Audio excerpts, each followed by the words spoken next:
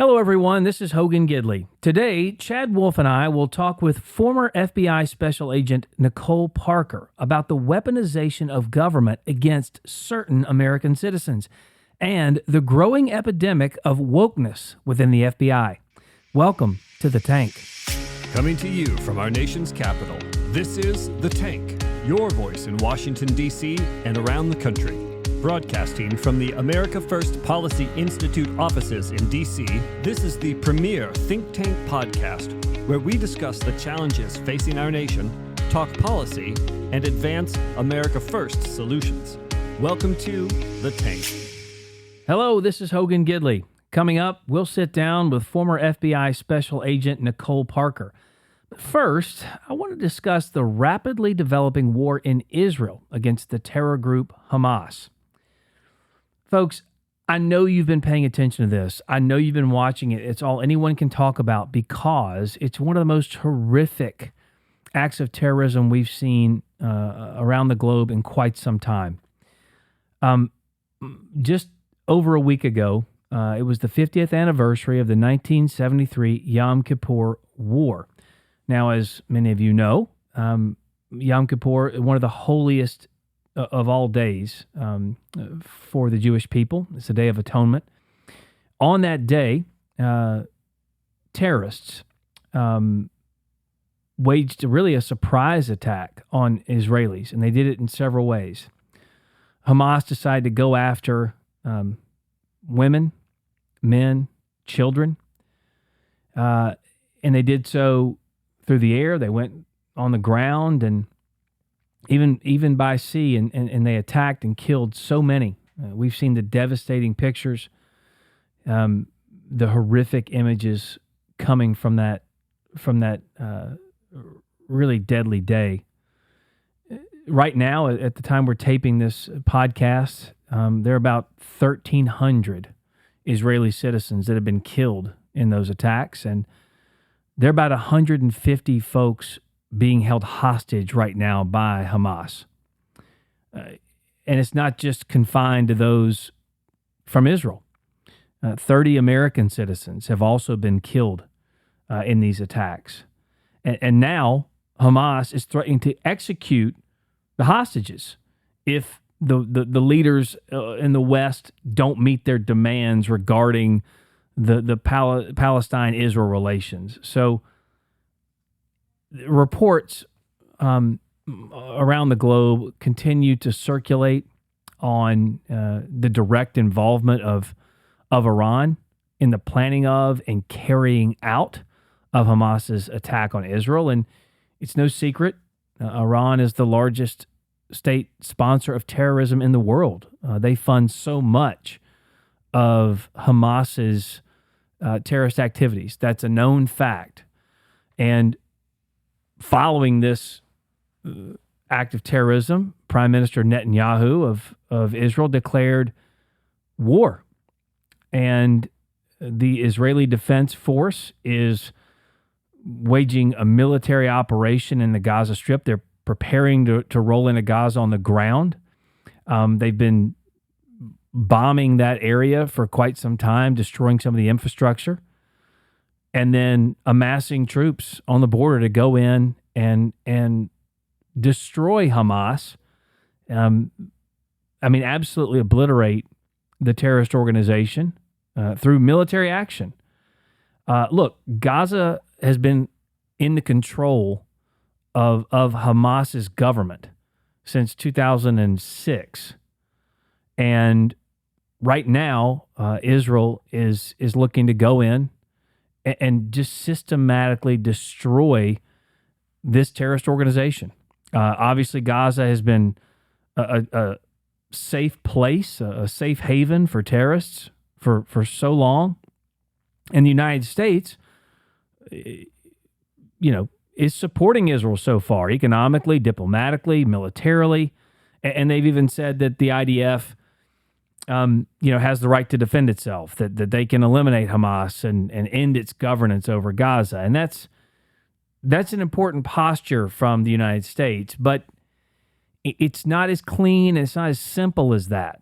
It is from a talking point standpoint, but from a policy standpoint, it's more muddled than that, because Biden and his administration have been cozying up to Iran for a while to try and get back into a nuclear deal that really was a sham for a long time, and it was proven by people in Israel back during the Trump administration that Iran had lied about how far along it was in its enrichment of uranium for nuclear weapons. Obviously, someone like Iran, who is hell bent on death and destruction in a lot of ways, and I'm not saying that because I think that's what they say. They want to destroy Israel. They want to destroy the Jews, and they hate America as well.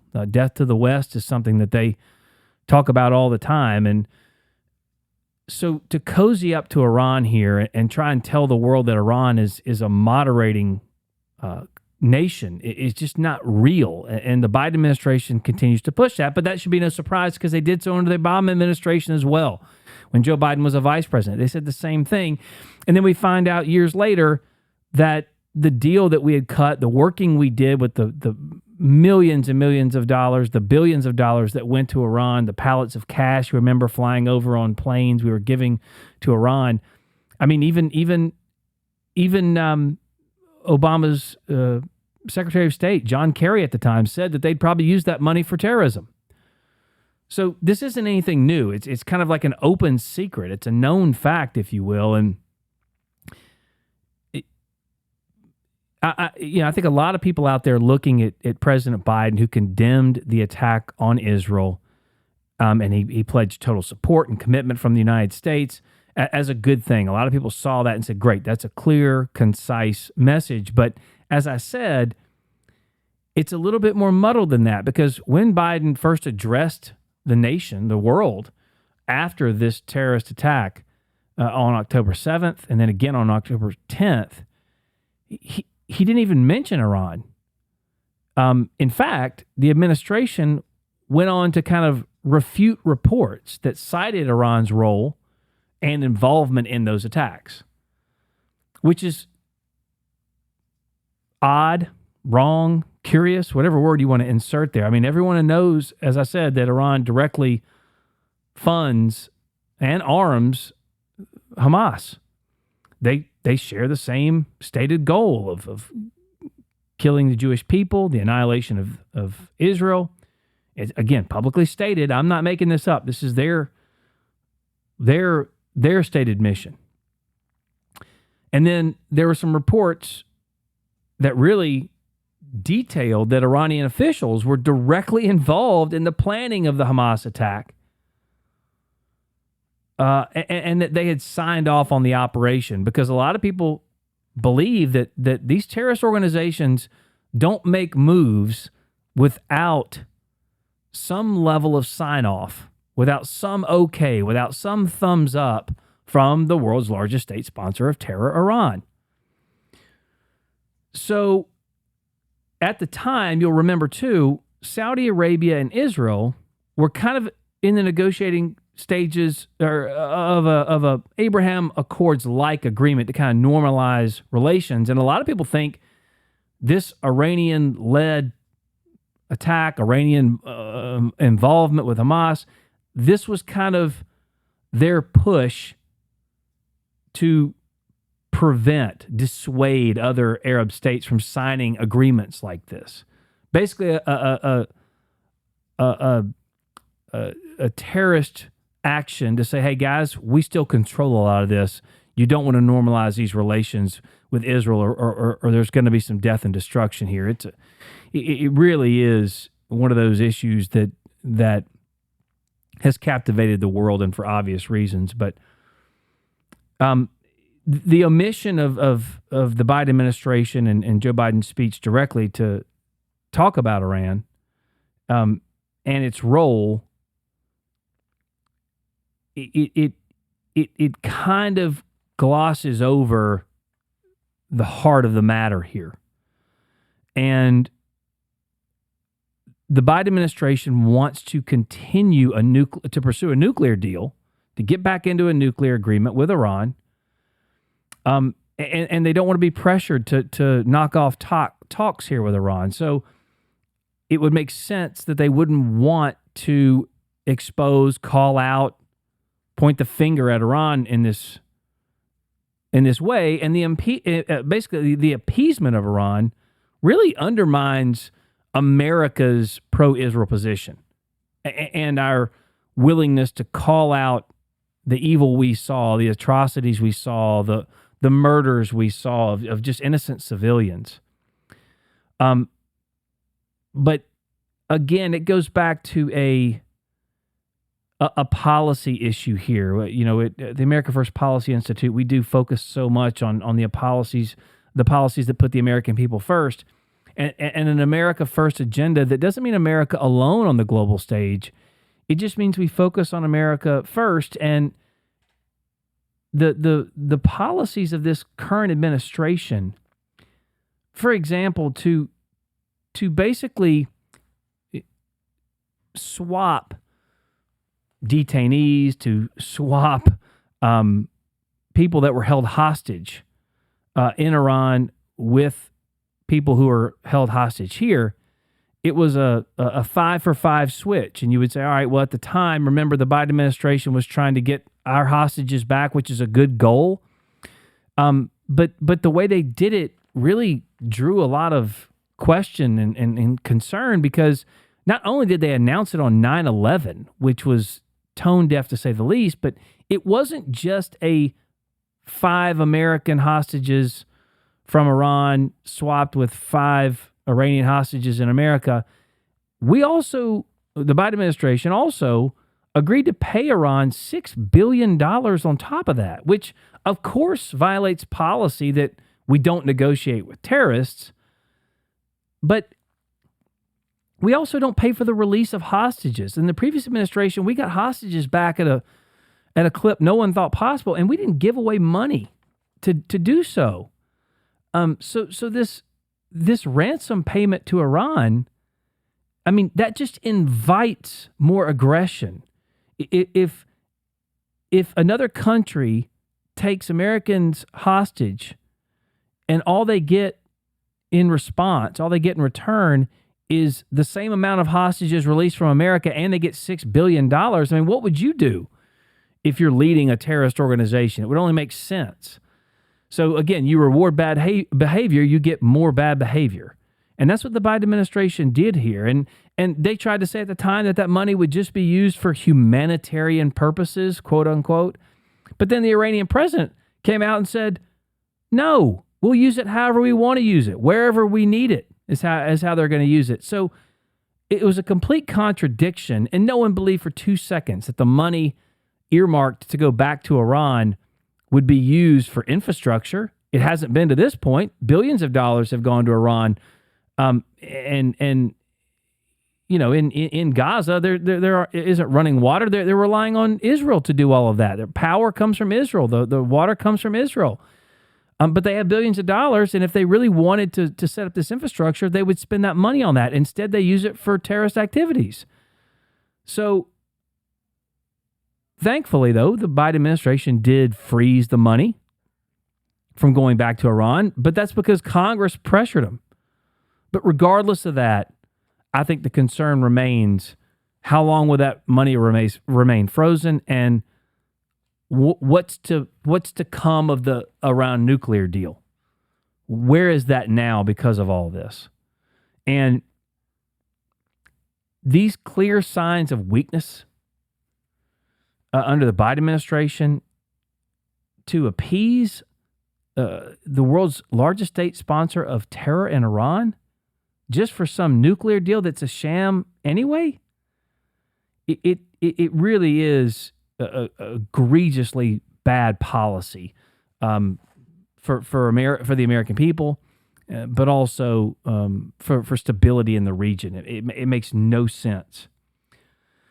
And as I said, that money, whenever they're given money, officials in the State Department, officials in the United States say that money's going to be used for terrorism. I mean, that's what it is. That's what it's used for. So, But on top of that, there are a few other issues before we close out this opening segment I really think I want to address as it relates to this devastating terrorist attack. And one is, there was clearly an intelligence failure here. I know that Israel's about to open up and run into Gaza here, and by the time this airs, they may well be in there trying to retaliate. But the Mike McCall, chairman of the House Foreign Affairs Committee here in the United States, he said that Egypt really reportedly warned Israel that the attack was coming just days before, that Hamas was about to open up this operation and come into Israel. But Prime Minister Netanyahu says he denounced this and said this was wrong, this wasn't true. But when this is all said and done and the literal smoke clears, I think there are going to be some serious questions as to the intelligence failure, because this has been in the works and been in planning. We now know from reports for a year, and their ability, Hamas's ability to carry out this extensive and lethal attack, it has to be investigated, because you have to know what happened, what went wrong, so you can prevent future attacks on Israel and around the globe. We have to find out where the holes are and work with our allies in Israel to find out what they missed and to make sure we don't miss the same signs coming up. And on top of that, another issue is this attack on Israel really has propagated global anti-Semitism, not just in rallies and hateful rhetoric on college campuses here in the United States of late, but also violent attacks around the globe too. Former Hamas leader on Friday, October 13th, called for a global day of jihad against Jewish people worldwide. Places like London are already experiencing a massive increase of anti-Semitic attacks. And you saw marching in the streets. You saw the rhetoric being ratcheted up. And pro-Palestine and Hamas and anti-Israel protests, as I said, they've arisen all over this world. And here at home, what you're seeing on these college campuses, what they've been taught, and the one-sided myopic mindset of so many refusing to understand the complexity and the historical nature of this is scary. For a while now, we've been asking these college campuses, what are they teaching our kids? And now we know. Thankfully, there's been some blowback here. A lot of folks who had some cushy jobs set up came out and said pro-Palestinian things and would not condemn the beheading of innocent Israeli children, innocent Jewish mothers, the elderly. And now a lot of those jobs have been pulled by people who were set up to have a good life and a good career. Because, again, taking the side of terrorist activity, you cannot equivocate here. You cannot say, well, it's okay to kill innocent Jewish children because they've had fights in the past. That's not how this works. And these anti-Semitic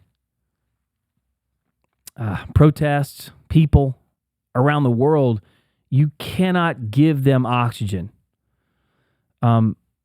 It's time to educate those who don't know better, and it's time to point out the people in this country, in America, and around the world who defend terrorist activity, who defend the killing of children, of women, of the elderly, of men. It can't happen. And I think a lot of the people out there in this country are sick and tired of those who make excuses for terrorist groups like Hamas, who their stated goal is the eradication of Israel, the eradication of the West. When people like that tell you that's what they want to do, you need to believe them.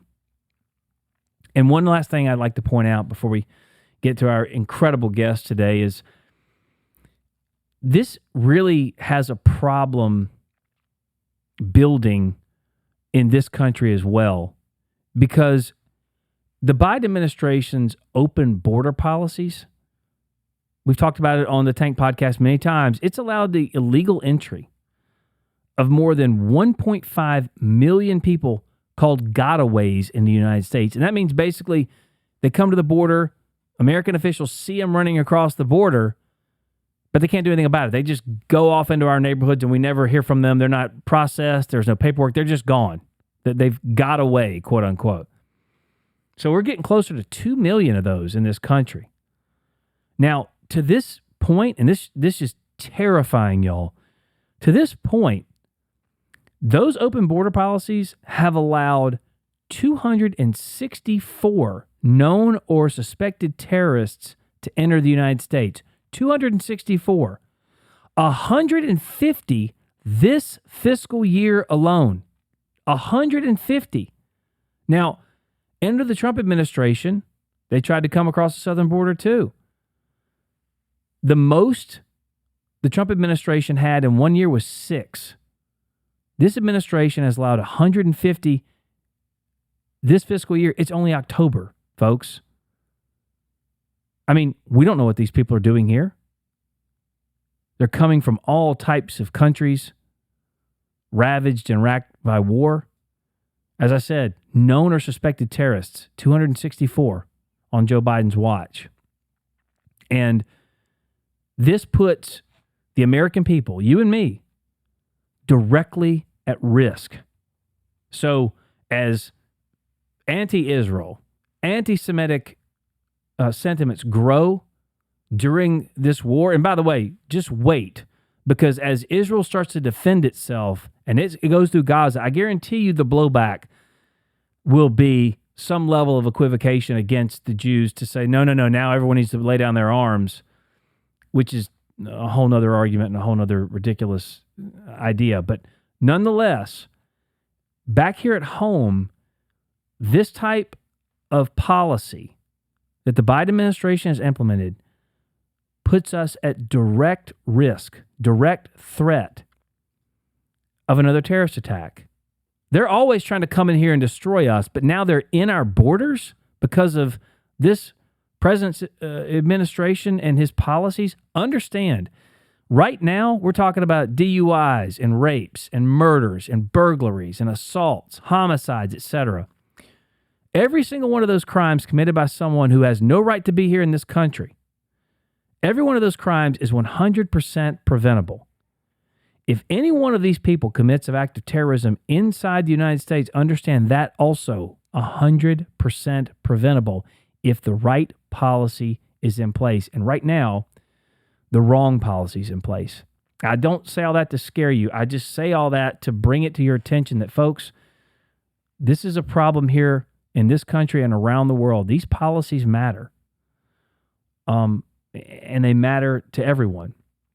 So what we're experiencing now, what we're seeing in Israel, it's a terrifying, sobering reminder that the policies that we need in this country to protect our citizens and to help our friends and allies around the world are more important now than they ever have been. And speaking of issues here at home, there is a big problem with the weaponization of government on certain citizens. Not all the citizens, just some.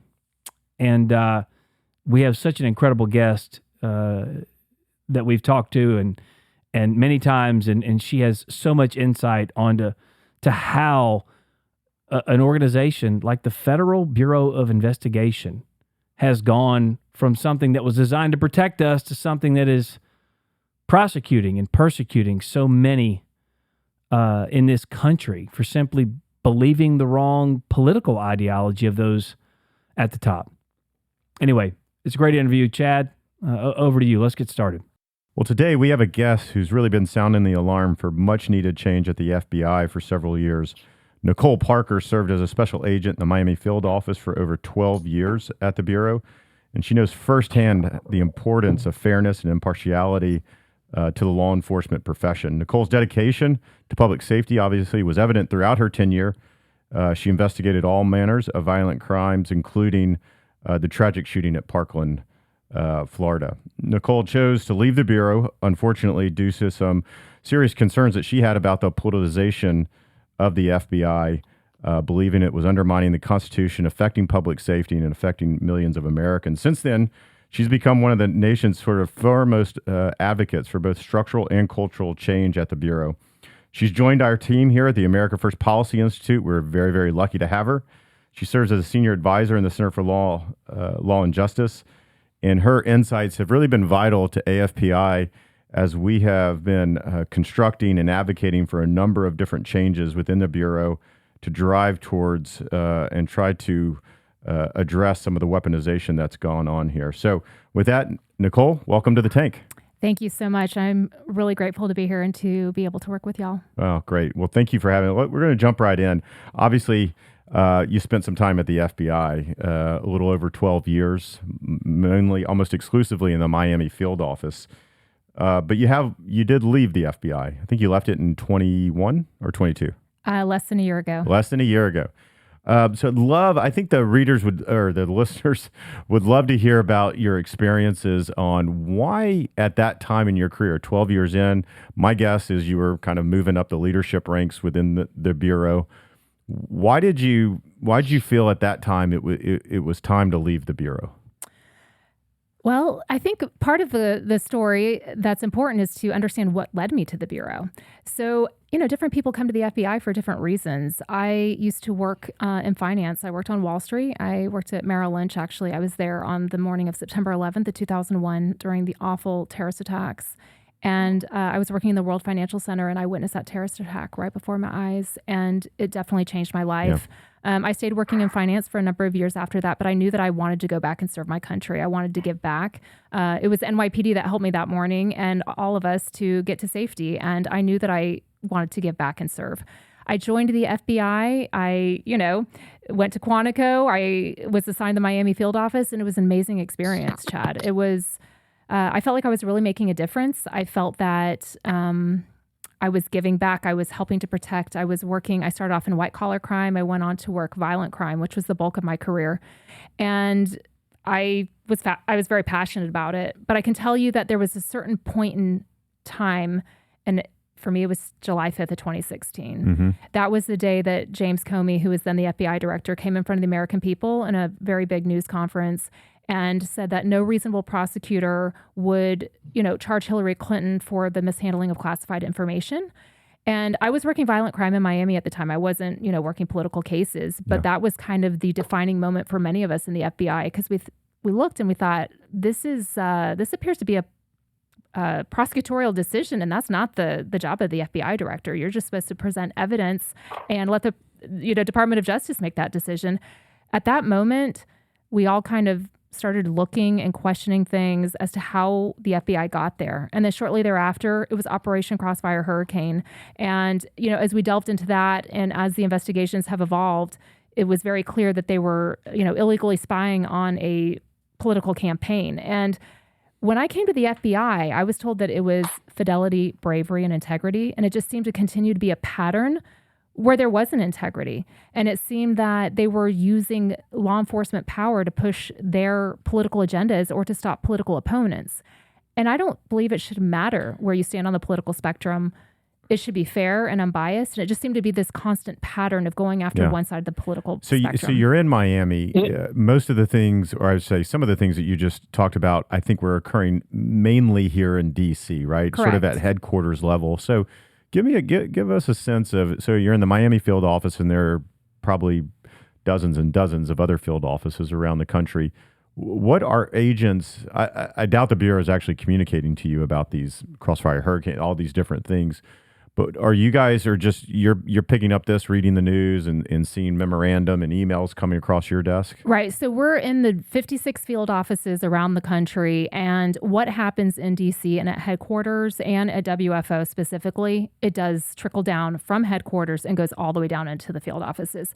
So you don't really operate in a vacuum at the FBI. Although your investigations in Miami are specific to Miami, what's happening at the top affects everybody, whether it was through what we saw in the news or there were emails that came out at times. Operation Crossfire Hurricane, we were all required to do a training after that because of the mistakes that were made. And I'm thinking, why am I being punished for the mistake that other people made? I had absolutely nothing to do with that. And a lot of us questioned, we're like, this has nothing to do with our work, but yet those bad choices made by certain individuals in the FBI are having a damaging effect on all of us in the FBI, all the way down to the Miami field office, to the point that especially later on when I left, people didn't even want to work with us. Citizens, they didn't want to help us. They didn't want to be interviewed. When I was trying to recruit sources, they didn't want to help us. They didn't trust us. When you lose the trust of those that you serve, it is not easy to do your job. And when you're constantly having to justify and say, oh, no, I'm not like those agents that you're hearing about in the news. I'm a trustworthy one. Yeah. No one believes you. It made it very, very difficult and impossible to do our work at times. Nicole, this is so fascinating to hear from someone inside that entity and the problems, obviously, that you saw and you experienced. But you mentioned several things in the last couple of answers I kind of would like to drill down on. You mentioned how people didn't trust you when you went out there and tried to talk to folks and cultivate some sources and things like that. You said many people inside the agency started, or the Bureau started, questioning and wondering about certain things. Oftentimes you will hear people as a talking point say, look, I support the rank and file members. They do great work, but it's people at the leadership, the upper echelon. I guess the real question here is, does that hold true? Meaning, is this all just a leadership issue where you see a lot of the politicization? Is it more the rank and file? And when you answer that question, are these people more DC based? Are they ones all around the country? Because as you know, millions of federal employees all over this country who can do whatever they want behind the scenes, obviously not just in the FBI, but across the spectrum of the federal government. So is it a leadership issue? Is it rank and file? And also, where are most of the problems, you think, geographically located?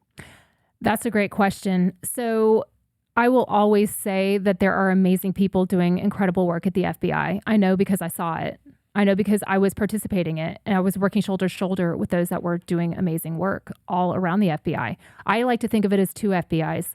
FBI 1, I think of as those that came in to just protect the American people, uphold the Constitution, do good work. They want nothing to do with the politicization. You leave your political opinions at the front door and you go in and you do your job. That would be FBI 1. I would say that's typically the rank and file agents, employees nationwide. FBI 2, I would say, are those kind of more in the upper level management positions. People might refer to it as the 7th floor in DC, or people that use their law enforcement power to push their political or social agendas. And I think it would be a mistake to say it's only happening in Washington, DC, or it's only happening in upper level management. I would say that might have been how it was before, but I feel like that is where it begins and it kind of trickles down into the field offices. We all saw what happened with this Catholic intel report that came out. That was an intel analyst out of the Richmond division. That wasn't, out of headquarters with, someone on the 7th floor. So to say that it's only this or that, I don't know that you can pinpoint it to a certain geographical location, but I do think that those that have served in the Washington field office or the headquarters area for a substantial period of time, just because of the nature of their proximity to what's happening, inside the Beltway, they do tend to be a little more politicized. I would definitely say that. And the higher up you are, the less accountability that you have to other people. You are in charge. You can do what you want. No one's going to question what the deputy director's doing. He's the boss. So, those are just some little examples, but at the same time, it does infiltrate down all the way down to the intel analysts or even staff members on different field office levels. Just to follow up on that real quick. So you talk about politicization and politicizing their job. I think when we think about law enforcement, we think about folks that are generally more conservative, but not always, right? And so I think this is what the fascinating part is, right? So you have FBI, which is the premier law enforcement agency in the country, or once was. You would think that some of those individuals would have sort of more of a conservative bent to them, but at least that doesn't really feel to be the case here in DC and Washington, where a lot of these decisions are made. We see a lot of woke policies coming out. We see just a lot of like telltale signs that it seems to be they're more liberal in this case. I'm not saying that's a bad thing. I'm just saying that seems to be the nature in which they politicize their position or their power. Is that accurate, or how do you see that unfolding? I would agree that law enforcement in general is typically more conservative, but in light of, I think what's happening in the FBI or law enforcement in general is a microcosm of what is happening in our country nationwide. I think that things have definitely steered more to the left. And I think that those that are coming out as new recruits, they're going through these education systems that are, more woke, that are more liberal. And I think it is some of the younger generation coming into the FBI that may not be as conservative as was traditionally the case. I think also the important thing to point out is that the FBI, I joined in 2010, but my understanding is that prior to 9/11, it was more of a law enforcement agency stopping crime. After 9/11, it became more of like an intel focus. I was always focused on the criminal side of the house, but I see a continuous pattern of a lot of the politicization coming from more of the intel side of the house rather than the criminal side. Those of us that were working, violent crimes, human trafficking, crimes against children, that tends to have much less of a political slant than those that are investigating someone who's running for president or, the handling of classified documents. The intel side of the house, oftentimes, they do not have to go before a grand jury. They do not have to go to a trial. They do not have to present evidence. Whereas on the criminal side of the house, you know that you're going to be doing that. There is a check and balance just because of the mere nature of the work that you're doing. But on the intel side, you can take, if you're not honoring your commitment to be unbiased, you can take your personal views, write up a report, stamp it as intel, and send it out. There are checks and balances that are to be in place at the FBI to prevent that from happening. But in recent history, we've seen some things that definitely should have never been approved. How did that happen?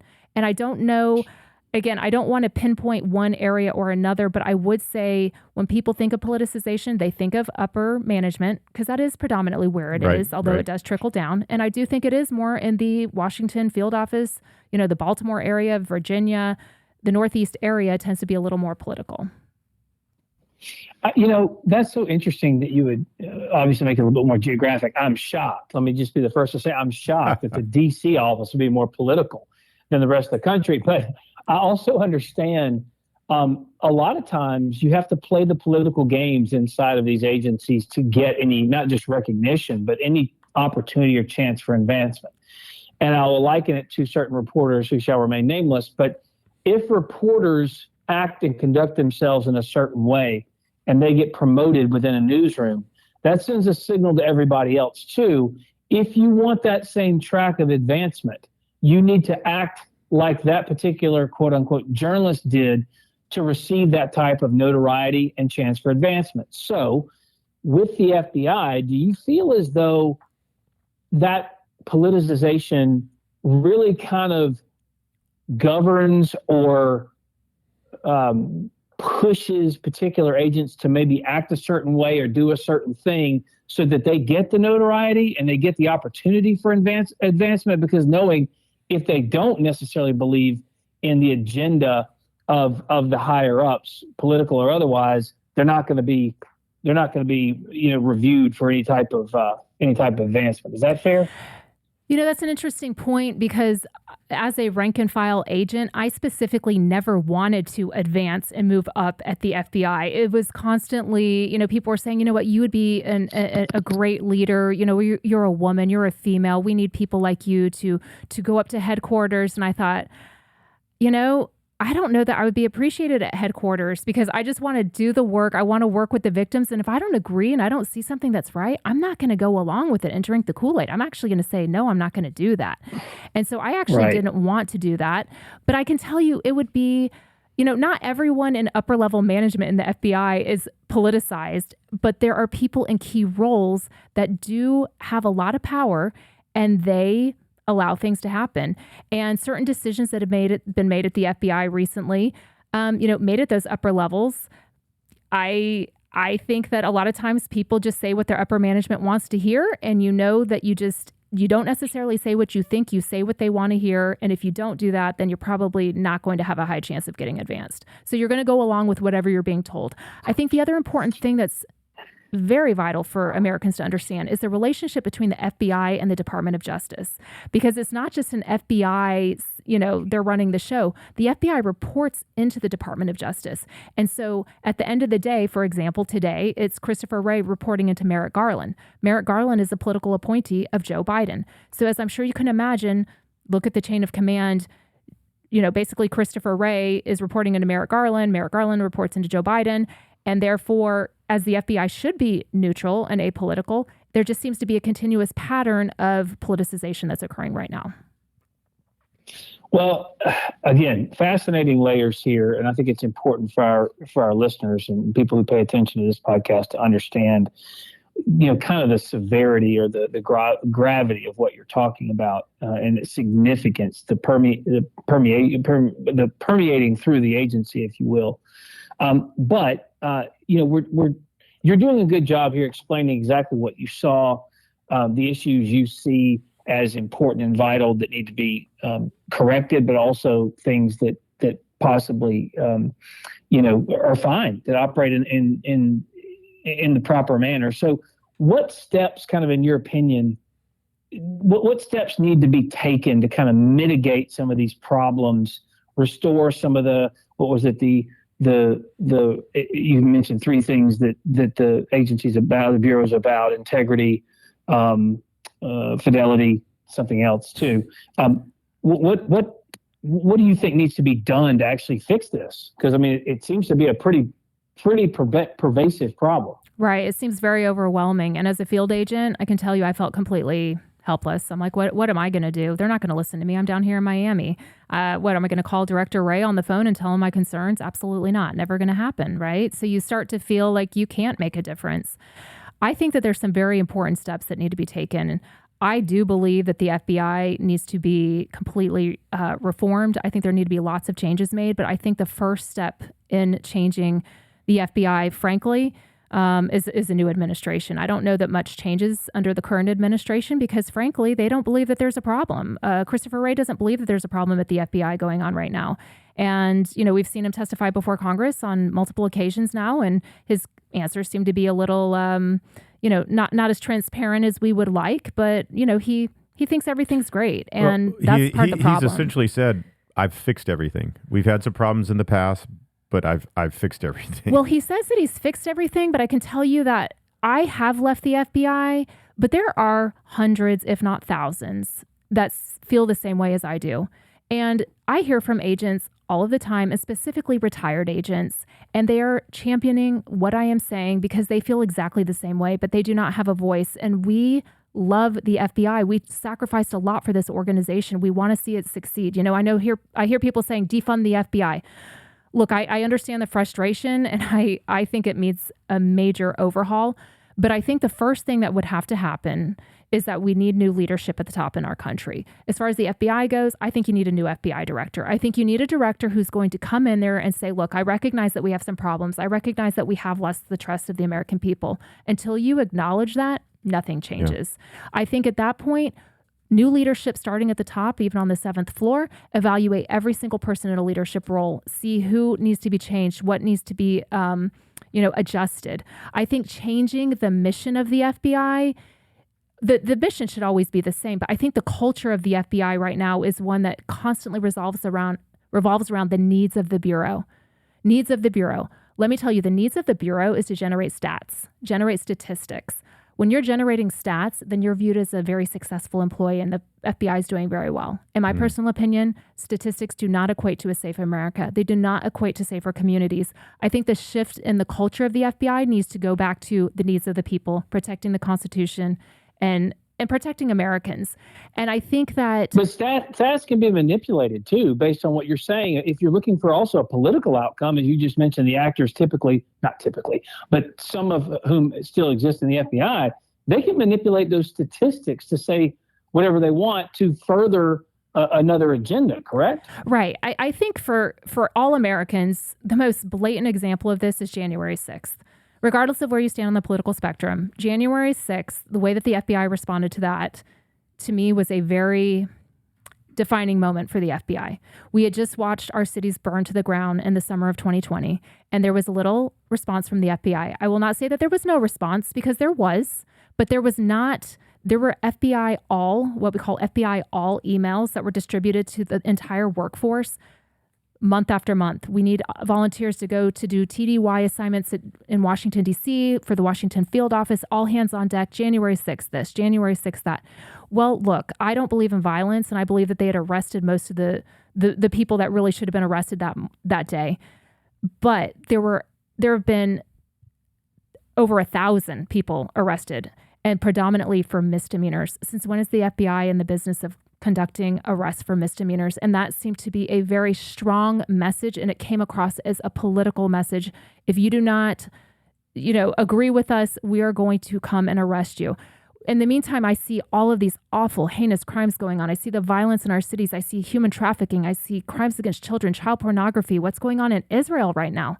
And I just think, was it the FBI's best use of resources to put all of their effort into January 6th, almost 3 years after the fact? And they continue to do that. But you know why they do it? It generates a lot of stats, and it pushes, some people's political agendas. Yeah, I think it's such a good example. Yeah. Obviously, I was involved a little bit during the summer of 2020, and you just mentioned that, right? And we had an incident in Portland where law enforcement officers were being targeted, a courthouse was being targeted, and we were begging the FBI. We were begging other elements of federal law enforcement to help us and to understand what was going on. How were these individuals, these violent opportunists, being supplied with very sometimes sophisticated weapons? All that is definitely investigative work, is definitely what the Bureau is supposed to be doing. And they just didn't want anything to do with it. And they just kept saying, well, it's a First Amendment right to protest. I was like, but you can't attack law enforcement. Like your First Amendment doesn't extend to harming individuals. And so I certainly saw that firsthand. And your example of January 6th is a prime example of that, which is I'm going to chase the headline. I'm going to chase the stats.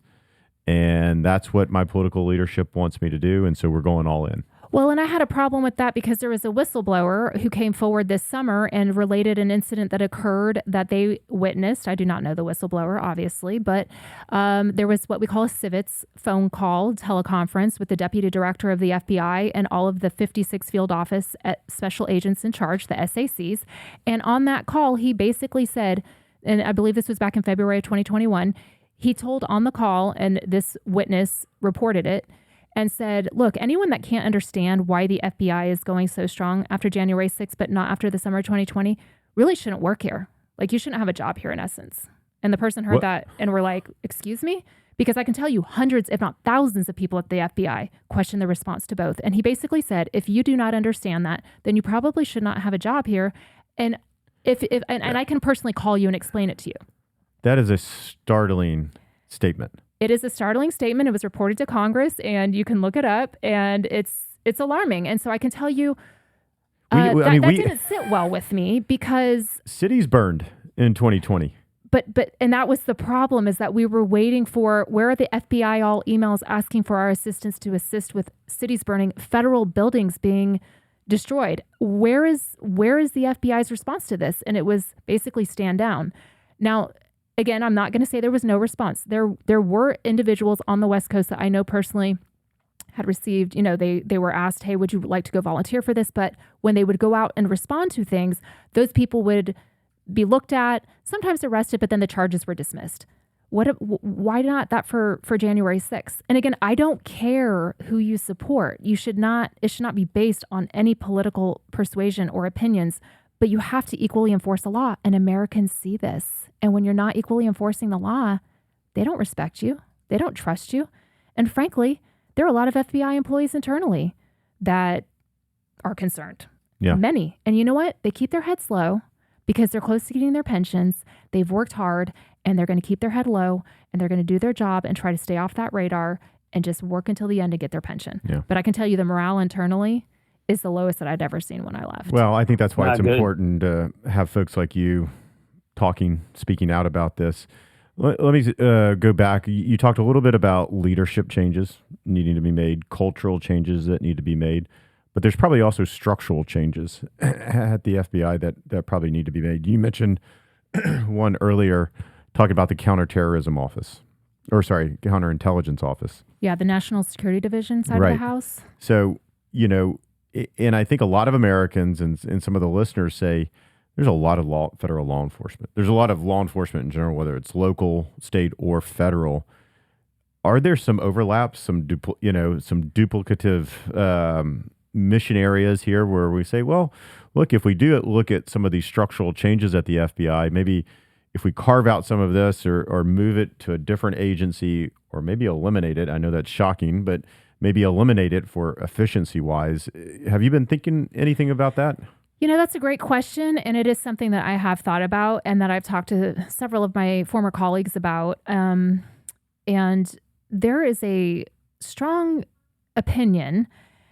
Again, I don't claim to know the solution to every idea that I have, but there has been a strong thought that maybe the FBI should return back to the criminal law enforcement agency that it once was and maybe carve out the intel side of the house. Other countries have done it. The UK does it. They have a domestic intel agency. They have a criminal agency. They're separate. Maybe separate that out. That might help with eliminating some of the politicization because, like I said, a lot of the politicization occurs sometimes on the intel side of the house. It's worked well in other countries. That might be a potential solution is kind of carving out and separating that out. Obviously, there would be overlap in certain points, but I think that's definitely one possibility. That would be a mighty effort. But if you have someone in there that's determined and understands the problem, I think that you can make it happen. Yeah, well, we've AFPI, we've talked about this a little bit. We've written a couple of pieces about a few structural reforms at the Bureau, and this was one piece of it. Maybe you do separate that counterintelligence or some of that national security with more of their focused criminal division and kind of the responsibilities there. So I think that's an interesting thing to continue to explore. Right, because look, there is really amazing work going on at the FBI. I mean, look at the little girl that was kidnapped in New York. That was the child abduction rapid deployment team that helped rescue her. I can say that my friend who was shot and killed in the line of duty protecting children. I mean, she had nothing to do with the politicization of the FBI. So I do want to be fair and always honor those that are working hard. And there are good people that are trying to do the right thing, but their hands are tied. Their hands are completely tied right now. Yeah, look, I know we're getting close to time here to finish up, but I did want to talk about a couple things as related to your personal experiences, because obviously we see things from the outside looking in that come to light after years of being problems, and we see them and we get angry and we wonder what can be done and the fixes. And you've given us some good prescriptions here on exactly what we should do. You've also diagnosed several problems. I think a lot of people, we thought were true. Now we kind of know are true. And then you even telling more stories would be helpful. So from a personal side of things, what can you give us some personal examples, things you saw that really kind of impacted you and kind of said, all right, look, I think this is moving toward a situation where I can't be involved in this anymore. I think it's too big of a mountain to climb. It's too big of a not necessarily dereliction of duty, but deviation from mission. Can you talk a little bit about that and share that with our listeners too? Sure. For me, I think this is an important point to make before we jump into that. I worked under 3 administrations. I worked under Obama, Trump, and Biden. I was a new agent under Obama. I didn't know what to compare it to. I did see some things. I remember being told that we had to do implicit bias training, and a lot of agents were confused because I've never shown any sort of bias in any of my investigations, but that was one of the things under Obama I remember we were not real happy about. But I did what I was told. Under Trump, I remember he came in and his big focus was violent crime. And I appreciated that because I was a violent crime agent. I remember he immediately came in, and because of the crime that was going on in Chicago, I remember specifically he said, we are looking for agents who can go to Chicago, or the director came in and said, this presidential, there's a focus on violent crime, which I appreciated because, again, that's what I was doing. And then Biden came in, and it just seemed to be a complete shift. But I can tell you that the politicization, whether it was Obama, Trump, or Biden, it existed regardless of who the president was on different levels. For example, like, the Operation Crossfire Hurricane, that was under Obama, went into Trump. But a lot of the things that we saw went across all presidencies, which leads me to believe it's not just dependent on who is in the White House. It is more who the leadership is that is staying there and is permanent. For me, when Biden came in, it was just different. There was, again, coming off that summer of 2020 where there was really not much of a response to the January 6th, just that constant, we need help in this. We've got to get every single person that was at the Capitol who was involved in these heinous things, which again, I respect that we should get the violent criminals that were involved on January 6th, but the obsession with the over and over and over with the misdemeanors, that was very difficult to understand. For me personally, it got very difficult when my best friend in the FBI was shot and killed February 2nd of 2021. That was about 2 weeks after Biden had come into the White House, and she was executing a search warrant for a child pornography case, and herself and Daniel Alfin, Special Agent Daniel Alfin in the Miami division, was also killed, and there were 3 additional FBI agents that were shot. We hadn't had an adversarial death a line of duty adversarial death in the FBI in 13 years. So it was a very big deal. And I remember I was stunned because she and I had actually spoken about, she had been a former member of the SWAT team from Albuquerque before she transferred to Miami. And she was stunned to see the use of SWAT for misdemeanors from January 6th. And this was right before she was killed. January 6th had just occurred about a month before she was killed. And we actually spoke about that at length. And she was concerned, and she thought, this looks like a political use of our SWAT team. It just seems to intimidate for a political reason. And it didn't sit right. But then when SWAT wasn't there for her the morning that she was doing a takedown for a child pornography suspect, but they were sending SWAT for January 6th misdemeanors, that was difficult. That was difficult to watch. I mean, I understand the logic behind it. They say that, that person didn't have a criminal history and this or that or this or that. That hit home. The response to it, the FBI director never had an after-action review for the FBI. He came down for the memorial service. I get that he's never been an agent. He never obviously had lost a colleague, and it's a very difficult situation, but it felt like the January 6th movement was plugging along, and the diversity emails that kept filling our inboxes. But yet I never got that email saying, hey, we're going to have an after-action review about these 2 agents that were killed in the Miami division. That was difficult to watch because it seemed like agent safety and those carrying out the heavy lifting of the Bureau was no longer the top priority. And it just didn't feel right. And then they went on to change the deadly force policy July of last year, and that hadn't changed in 18 years. So you're changing the deadly force policy. You've just lost 2 FBI agents, and people called it the George Floyd effect. They said, it basically gave agents less protection, what we viewed as less protection, to second guess yourself if you're in a shooting, on the heels of having 2 FBI agents killed, which I would think that they would give us more protection. We were given less protection, or that's how it felt to us. And it just didn't seem right. And that hits home. That hits home. When you no longer feel that you can go out and do your job and do it safely, and when you feel that you may be put in jail if you're in a shootout for protecting yourself legally because of what happened in the summer of 2020 and the hate for law enforcement and defunding the police, we felt that. And as an agent who was working violent crime, that concerned me. And when my friend was killed, that concerned me. And when there was no SWAT team for her, that concerned me. And when they changed the deadly force policy to give what was perceived to be less protection, although they say that it really was not, that concerned me. It didn't just concern me, it concerned hundreds, if not thousands, of other people in the FBI. And it made it very difficult. And again, on that's my personal experience. Also, like I said, the diversity focus, I have no problem with diversity. I embrace it, and I have no issue with that. But when that seems to be taking more of the focus and priority over the work that you're there to perform, which is to put bad people behind bars, I just wasn't exactly sure if it was the right place for me to work anymore. Wow. I think this has been a fascinating conversation. We could keep going on and on because I think you've got some really good insights. Most folks have never obviously worked in law enforcement and certainly not at the FBI. And so getting an insider's view of it, I think has been great.